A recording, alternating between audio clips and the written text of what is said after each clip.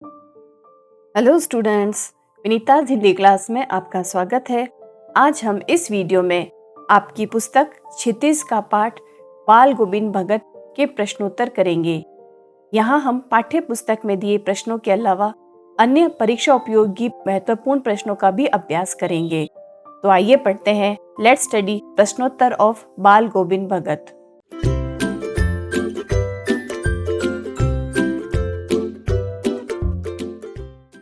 पहला प्रश्न है, खेती बाड़ी से जुड़े गृहस्थ बाल गोविंद भगत अपनी किन चारित्रिक विशेषताओं के कारण साधु कहलाते थे? तो बाल गोविंद भगत बेटा पतोहू से युक्त परिवार, खेती बाड़ी और साफ सुथरा मकान रखने वाले एक गृहस्थ थे।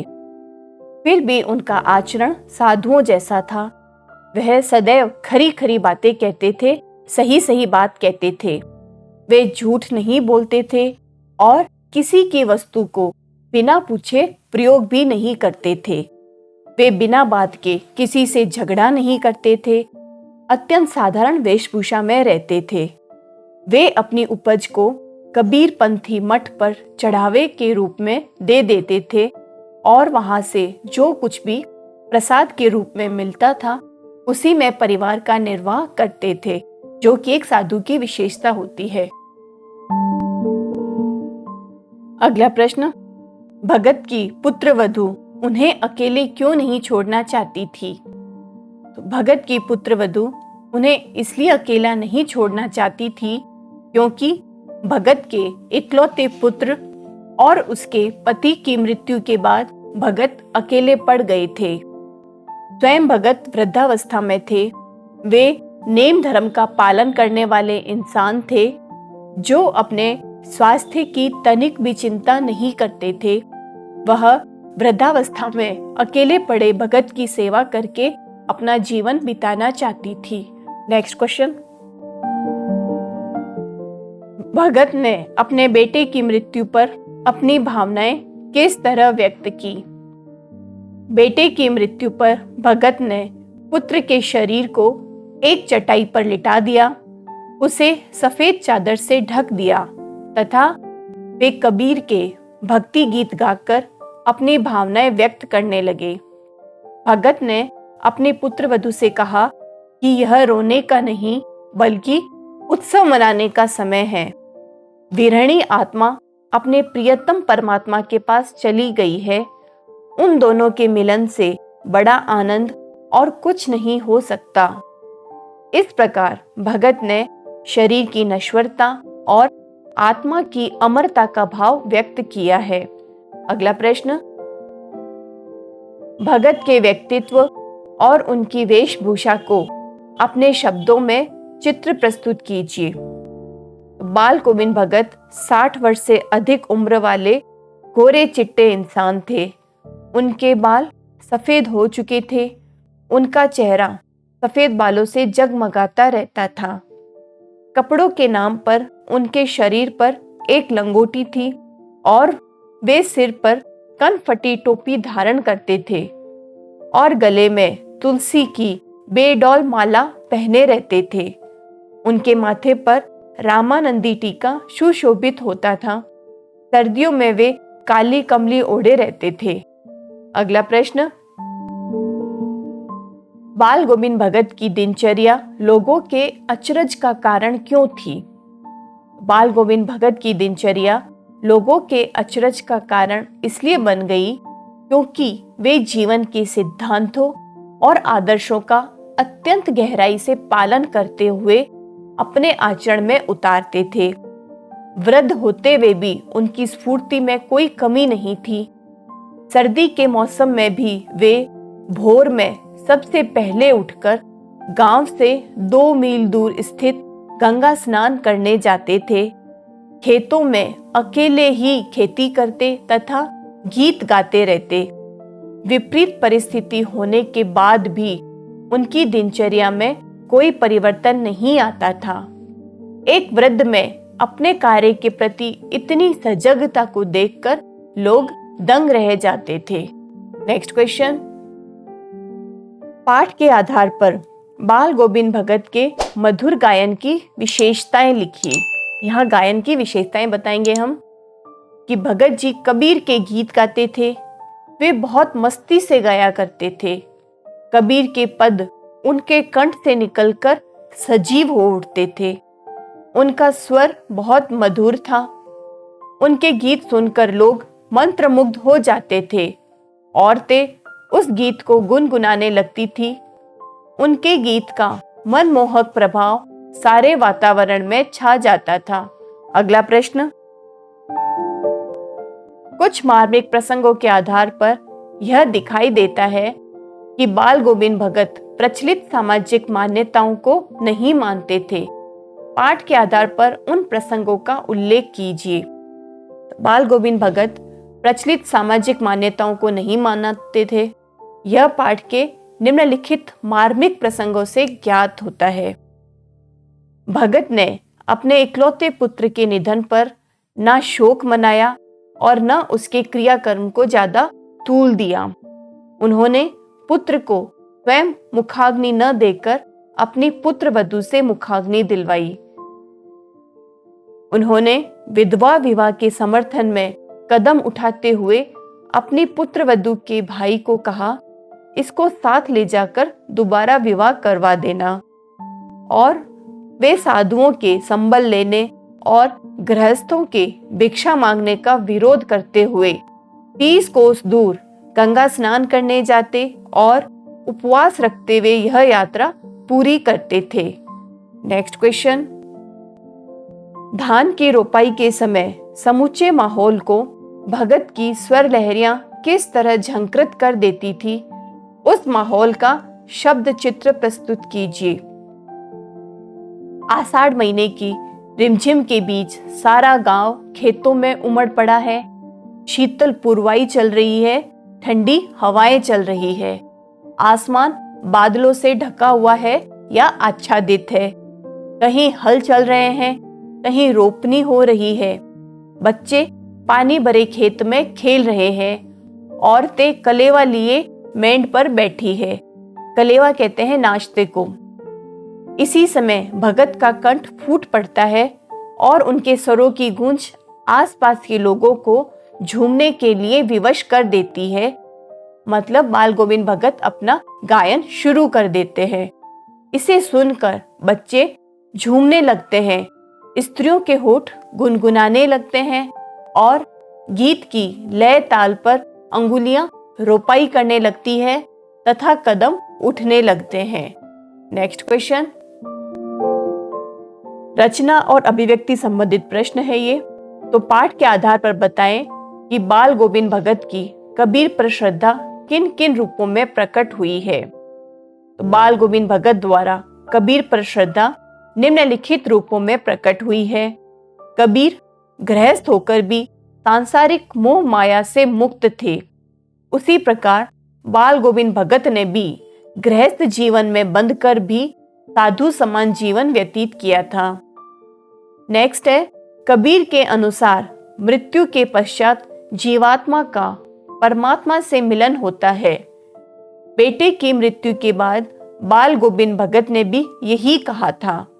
उन्होंने बेटे की मृत्यु पर शोक मनाने की बजाय आनंद मनाने के लिए कहा था। भगत जी ने अपनी फसलों को भी ईश्वर की संपत्ति माना। वे फसलों को कबीर मठ में अर्पित करके प्रसाद रूप में पाई फसलों का ही उपभोग करते थे। पहनावे में भी वे कबीर का ही अनुसरण करते थे।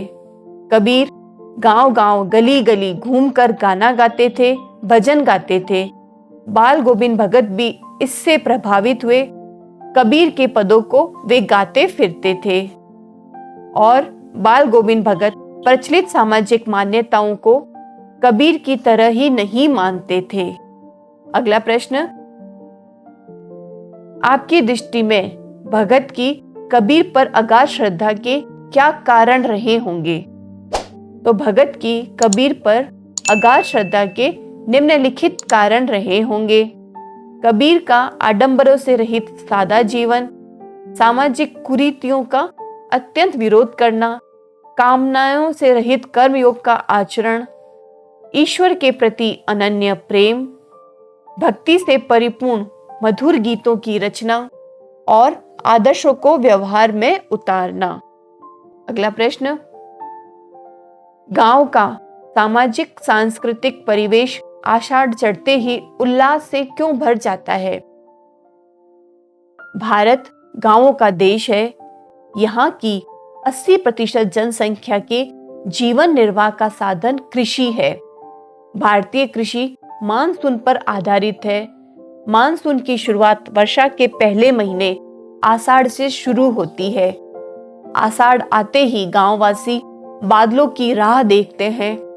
बादलों के बरसते ही वे अपने कृषि कार्यों की शुरुआत कर देते हैं।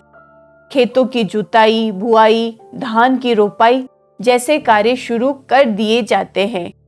इसी महीने में गर्मी की तपन से राहत मिलती है। यह महीना ग्रामीण बच्चों के लिए बड़ा ही आनंददायी होता है। इस समय गांव के सामाजिक सांस्कृतिक परिवेश का उल्लास देखते ही बनता है। अगला प्रश्न, ऊपर की तस्वीर से यह नहीं माना जाए कि बाल गोविंद भगत साधु थे। क्या साधु की पहचान पहनावे के आधार पर की जानी चाहिए? आप किन आधारों पर यह सुनिश्चित करेंगे कि अमुक व्यक्ति साधु है? एक साधु की पहचान उसके पहनावे से नहीं बल्कि उसके आचार व्यवहार तथा उसकी जीवन प्रणाली पर आधारित होती है। यदि व्यक्ति का आचरण सत्य, अहिंसा, अपरिग्रह, त्याग, लोक कल्याण आदि से युक्त है तभी वह साधु है। साधु का जीवन सात्विक होता है। उसका जीवन भोग विलास की छाया से भी दूर होता है। उसके मन में केवल ईश्वर के प्रति सच्ची भक्ति होती है। अगला प्रश्न, मोह और प्रेम में अंतर होता है। भगत के जीवन की किस घटना के आधार पर इस कथन का सच सिद्ध करेंगे? तो मोह में मनुष्य केवल अपने स्वार्थ की चिंता करता है, जबकि प्रेम में वह अपने प्रियजनों का हित देखता है।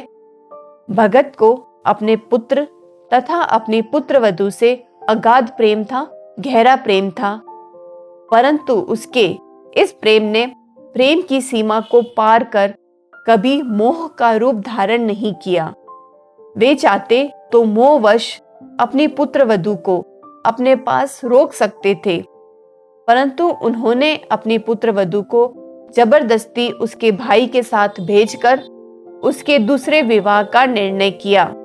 इस घटना द्वारा उनका प्रेम प्रकट होता है। नेक्स्ट क्वेश्चन, अब है भाषा अध्ययन संबंधित प्रश्न। इस पाठ में आए कोई 10 क्रिया विशेषण छांट कर लिखिए और उसके भेद भी बताइए। तो इस प्रश्न को हल करने से पहले आपको क्रिया विशेषण का ज्ञान होना चाहिए कि क्रिया विशेषण कहते किसे हैं। क्रिया विशेषण वह शब्द जो हमें क्रियाओं की विशेषता का बोध कराए, क्रिया की विशेषता का ज्ञान कराए, वे क्रिया विशेषण कहलाते हैं। अर्थ के आधार पर बच्चे 4 तरह के क्रिया के भेद होते हैं: कालवाचक, रीतिवाचक, स्थानवाचक और परिमाणवाचक। तो जिसमें क्रिया के होने के समय का बोध हो वे कालवाचक क्रिया विशेषण कहलाता है, और जिसमें क्रिया के होने की विधि या तरीके का बोध हो वो रीतिवाचक, और जो हमें क्रिया के होने के स्थान का बोध करवाता है वे स्थानवाचक क्रिया विशेषण होते हैं। और अंतिम होता है परिमाणवाचक, जो शब्द क्रिया की संख्या या मात्रा का बोध कराए वे परिमाणवाचक क्रिया विशेषण होते हैं। तो क्रिया विशेषण के ज्ञान के बाद अब हम इस प्रश्न को हल करते हैं। इसमें पहला है धीरे धीरे। धीरे धीरे स्वर ऊंचा होने लगा, तो ये धीरे धीरे इसमें क्रिया विशेषण है, क्योंकि ये बता रहा है कि क्रिया किस तरह हुई है, इसलिए ये रीति बता रहा है, तो ये रीतिवाचक क्रिया विशेषण होगा। उसी तरह वह जब जब सामने आता है, तो यहाँ जब जब समय का ज्ञान करा रहा है, तो जो समय का ज्ञान कराए वो कालवाचक क्रिया विशेषण होता है। उसी प्रकार थोड़ा बुखार आने लगा, तो जो थोड़ा है वह मात्रा के बारे में बता रहा है, तो जो मात्रा का ज्ञान कराए वह परिमाणवाचक क्रिया विशेषण होता है। उसी प्रकार उस दिन भी संध्या में गीत गाए गए, उस दिन जहां समय का बोध कराया जाए वहां कालवाचक क्रिया विशेषण होता है। नेक्स्ट है कपड़े बिल्कुल कम पहनते थे, तो जो बिल्कुल कम है इन्होंने फिर मात्रा का ज्ञान कराया है, तो ये मात्रा का ज्ञान कराने वाले परिमाणवाचक क्रिया विशेषण होता है। नेक्स्ट है इन दिनों सवेरे ही उठते थे, तो यहाँ जो सवेरे है वे समय का बता रहा है, तो ये कालवाचक क्रिया विशेषण होगा।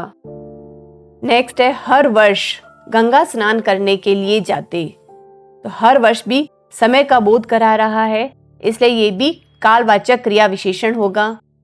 उसी प्रकार वे दिन दिन छींचने लगे, तो इसको भी समय का बोध कराने के कारण हम कालवाचक क्रिया विशेषण के अंदर ही रखेंगे। नेक्स्ट है हंसकर टाल देते थे, तो हंसकर रीति बता रहे हैं, तरीका बता रहे हैं, इसलिए ये रीतिवाचक क्रिया विशेषण होगा। और अंतिम है जमीन पर ही आसन जमाए गीत गाए चले जा रहे थे, तो ये स्थान का बोध करा रहे हैं जमीन पर ही, इसलिए ये स्थानवाचक क्रिया विशेषण होगा। अब हम बढ़ते हैं अगले प्रश्न की तरफ, जो कि है आपके एक्स्ट्रा क्वेश्चंस। भगत अपनी सब चीज साहब की मानते थे, उदाहरण द्वारा स्पष्ट कीजिए। बाल गोविंद भगत अपनी सब चीज साहब की मानते थे, इसका उदाहरण यह है कि उनके खेत में जो कुछ पैदा होता था उसे सिर पर लाद कर साहब के दरबार में ले जाते थे। उस दरबार अर्थात मठ में उसे भेंट स्वरूप रख लिया जाता और उन्हें जो कुछ प्रसाद स्वरूप दिया जाता उसी में गुजारा करते थे। अगला प्रश्न, लेखक बाल गोविंद भगत को गृहस्थ साधु मानता था, पर वह भगत के किस अन्य गुण पर मुग्ध था और क्यों? लेखक भगत को गृहस्थ साधु मानता था, पर वह भगत के मधुर गान पर मुग्ध था, जिसे कोई भी सदा सर्वदा सुन सकता था। वे कबीर के सीधे सादे पद गाते थे, परंतु उनके कंठ से लय तालबद्ध होकर जब निकलते तो सजीव हो उठते थे। अगला प्रश्न, बाल गोविंद भगत के संगीत को जादू क्यों कहा गया है? बाल गोविंद भगत का संगीत हर आयु वर्ग के लोगों पर समान रूप से असर करता था। उनके स्वर से एक मधुर तरंग झंकृत सी हो उठती थी। उनके मधुर गान को सुनकर बच्चे झूम उठते थे। मेंढ पर खड़ी औरतों के होठ भी गुनगुना उठते थे। हलवाहों के पैर ताल से उठने से लगते थे और रोपनी करने वालों की अंगुलियां क्रम से चलने लगती थी। अगला प्रश्न, भगत प्रभातियां किस महीने में गाया करते थे? उनके प्रभाती गायन का वर्णन कीजिए। भगत प्रभातियां कार्तिक से फागुन महीने तक गाया करते थे। इन महीनों में वे कड़ाके की सर्दी में तड़के भोर में उठ जाते थे। वे नदी स्नान को जाते और लौटते समय पोखर के भिंडे पर चटाई बिछाकर पूरब की ओर मुंह करके प्रभातियां टेरना शुरू कर देते थे।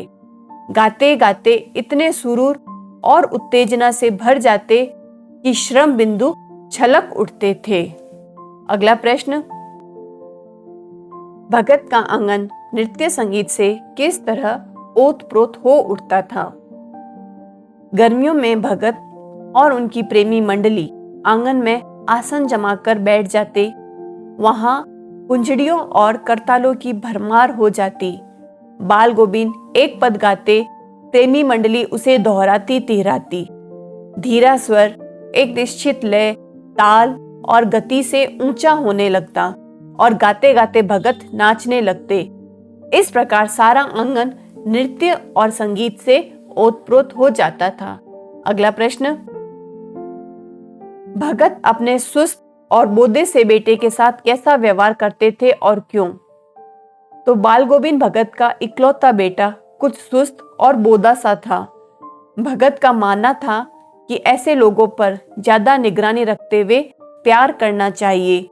क्योंकि ये निगरानी और मोहब्बत के ज्यादा हकदार होते हैं।